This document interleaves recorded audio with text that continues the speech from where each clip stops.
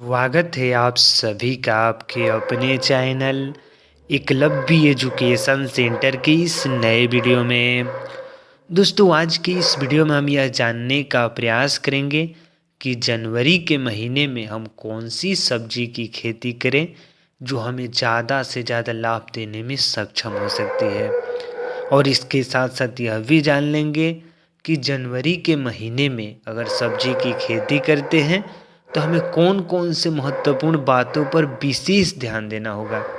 अर्थात जनवरी के महीने में सब्जी की खेती करने से जुड़े एक एक बिंदु पर हम विस्तार से जानकारी प्राप्त करने की कोशिश करेंगे इस वीडियो में। तो चलिए इस बेहद ही महत्वपूर्ण वीडियो की शुरुआत करते हैं। जैसा कि आप जानते हैं कि जनवरी के महीने में ठंडी का मौसम रहता है। अगर इस समय सब्जी की खेती करते हैं तो निश्चित तौर पर मार्च और अप्रैल के महीने के आने तक हम अपनी सब्जी की फसल से लाभ प्राप्त करना शुरू कर देंगे। लेकिन अगर जनवरी के महीने में सही रणनीति के साथ सही टेक्निक का प्रयोग करके और अच्छे तरीक़ों से सब्जी की खेती करेंगे तो निश्चित तौर पर हम अपनी सब्जी की फसल से लाभ प्राप्त करने में सफल हो सकते हैं। तो आइए समझते हैं कि जनवरी के महीने में हम कौन कौन सी सब्जी की खेती कर सकते हैं। तो उसमें सबसे पहला है टमाटर की खेती।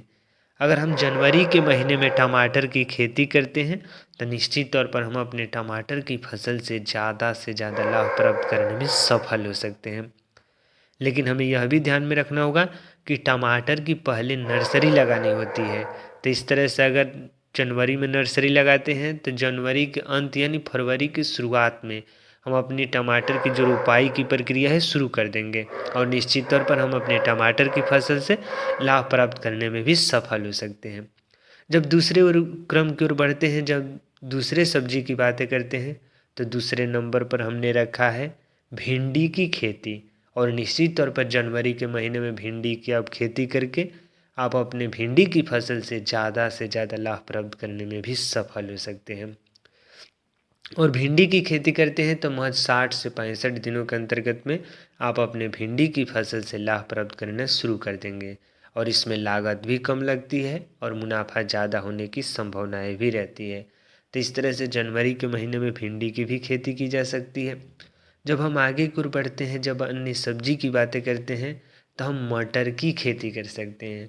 और जनवरी के महीने में अगर मटर की फसल को उगाते हैं तो निश्चित तौर पर हम अपने मटर की फसल से भी ज़्यादा लाभ प्राप्त करने में भी सफल हो सकते हैं। आगे की ओर बढ़ते हैं, जब अन्य सब्जियों की बातें करते हैं तो हम प्याज की खेती कर सकते हैं।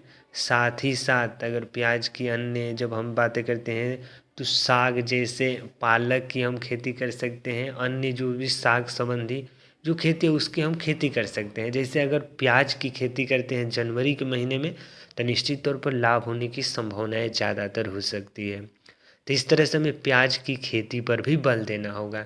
जब हम आगे गुर बढ़ते हैं, जब अन्य फसलों की सब्जियों की बातें करते हैं तो हम जनवरी के महीने में लौकी की भी खेती करके निश्चित तौर पर अपने लौकी की फसल से ज़्यादा लाभ प्राप्त करने में सफल हो सकते हैं। और जनवरी के महीने में लौकी की खेती करने के साथ साथ हम नेनुआ की भी खेती कर सकते हैं। और जनवरी के महीने में अगर नेनुआ की फसल को उगाते हैं तो निश्चित तौर पर ज़्यादा से ज़्यादा लाभ होने की संभावनाएं हो सकती है। क्योंकि जो नेनुआ का फल होता है वह उसके तैयार होने में लगभग बहुत कम दिन लगते हैं। यानी अब अगर आप फल ले लिया है नेनुआ के पौधे में तो निश्चित तौर पर 1 से 2 दिन के अंतर्गत में वो पूरी तरीक़ों से तैयार हो जाता है और हम अपने नेनुआ की फसल से लाभ प्राप्त करने में भी सफल हो सकते हैं। और इसके साथ साथ जब हम अन्य सब्जियों की बातें करते हैं तो अन्य सब्जियों के रूप में हम बहुत सारी सब्जियां हैं, लेकिन यह मुख्य सब्जियां हैं। अगर इनमें से किसी एक का चयन करके इस जनवरी के महीने में सब्जी की फसल को उगाते हैं तो हमें पूरा भरोसा है कि आप अपने सब्जी की फसल से ज़्यादा लाभ प्राप्त करने में भी सफल हो सकते हैं। लेकिन हमें यह भी ध्यान में रखना होगा कि केवल अच्छे तरीक़ों से सब्जी की चुनाव कर लिए कि हमें इस सब्जी की खेती करनी है, अगर उसके बारे में अगर अच्छे तरीक़ों से ज्ञान नहीं है, अगर जानकारी नहीं है तो निश्चित तौर पर हम लाभ प्राप्त करने में सफल नहीं हो सकते हैं। अगर मान लीजिए अगर हम भिंडी की खेती करते हैं तो हम उसमें कौन कौन से खादों का प्रयोग करना है, कौन कौन से दवाओं का स्प्रे करना है, हमारी मिट्टी की पीएच वैल्यू क्या होनी चाहिए, इन तमाम बिंदुओं पर हमें ज्ञान प्राप्त करना होगा, यानी हमें जानकारी प्राप्त करनी होगी। और उसके बाद अगर फसल को उगाते हैं तो हमें पूरा भरोसा है कि आप अपने सब्जी की फसल से ज़्यादा लाभ प्राप्त करने में भी सफल हो सकते हैं। जब हम मिट्टी की बात करते हैं कि आखिर हमें कैसी मिट्टी की चुनाव करनी होगी, जिन हम सब्जियों की बातें कर रहे हैं उन सभी सब्जियों की खेती अगर आप बलुई दोमट मिट्टी में करते हैं, जलोढ़ मिट्टी में करते हैं, अगर काली मिट्टी में करते हैं तो निश्चित तौर पर आपका जो सब्जी का पौधा है वह जल्दी से ग्रोथ करेगा और आपको ज़्यादा से ज़्यादा लाभ देने में भी सक्षम हो सकेगा।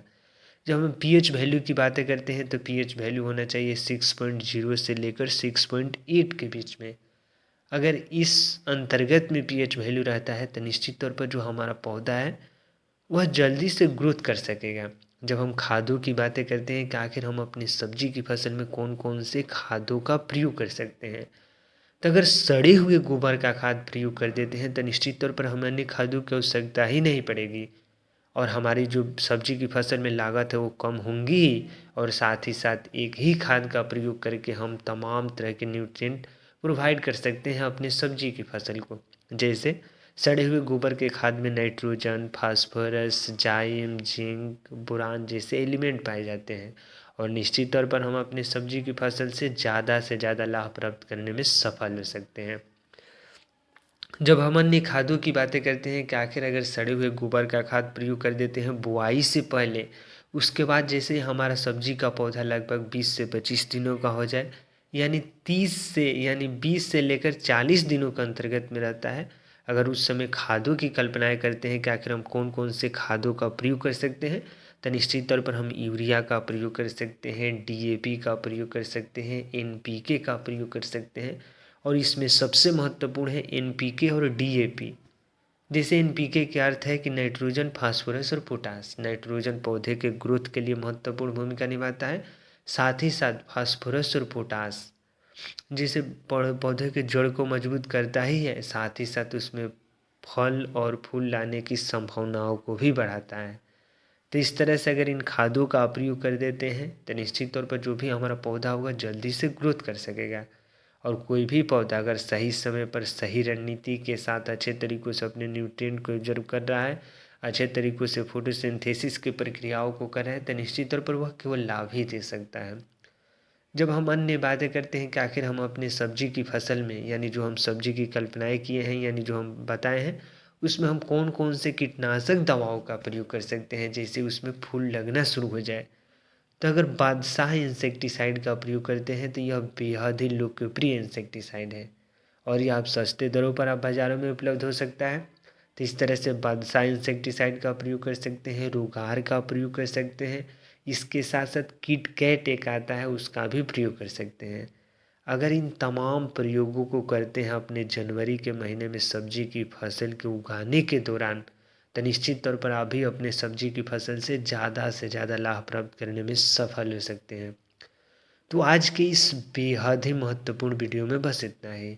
अगर आप हमारे चैनल के साथ नए जुड़े हैं और वीडियो अच्छा लग रहा है, कुछ सीख पा रहे हैं इस वीडियो के माध्यम से, तो हमारे चैनल को कर दीजिए सब्सक्राइब ताकि हमारे द्वारा अपलोड किया गया हर वीडियो आपके पास सबसे पहले पहुंच जाए और हम तथा हमारी टीम भी उत्साहित महसूस करें कि आपको जनवरी के महीने में सब्जी की खेती करने से जुड़े सही जानकारी देने में हम थोड़ा सा भी सफल हो रहे हैं।